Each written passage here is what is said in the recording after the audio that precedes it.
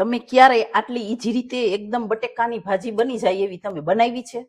અને જે ખાવામાં એકદમ ટેસ્ટી છે અને બની પણ ફટાફટ જશે. તો ચાલો હું તમને બનાવતા શીખવાડું. તેના માટે મેં આ 2 બટેકાને બાફી થોડા ઠંડા પણ કરી લીધા છે, જેથી આપને કટિંગ કરવાની મજા આવે.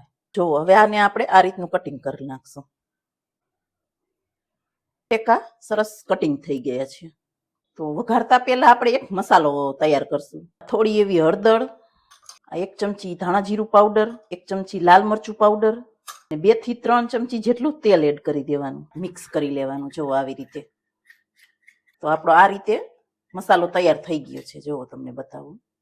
ફટાફટ વઘારશું ભાજીને. ફરીથી પેનમાં 2 થી 3 ચમચી જેટલું તેલ એડ કરશું. તેલ સરસ ગરમ થાય એટલે 1 ચમચી જીરું, 2 સૂકા લાલ મરચા, 1 તજનો ટુકડો, 5 થી 6 નંગ તીખા અને 1 ફૂલચક્ર એડ કરી સાતળી લેવાનું. અને ગેસની ફ્લેમ આપણે અહીંયા મીડિયમ જ રાખવાની છે. હવે આપણે જે મસાલો તૈયાર કરીને રાખ્યો એને એડ કરી દઈએ. સરસ એવું એને મિક્સ કરી લેવાનું. હવે બટેટા એડ કરી ફરીથી આપણે સરસ એવું જો આવી રીતે મિક્સ કરી લેવાનું. આમાં આપણે બીજા કોઈ પણ મસાલા નહીં નાખીને તો પણ એટલી ટેસ્ટી જ તૈયાર થશે. તો આવી રીતે સરસ મિક્સ થઈ ગયું.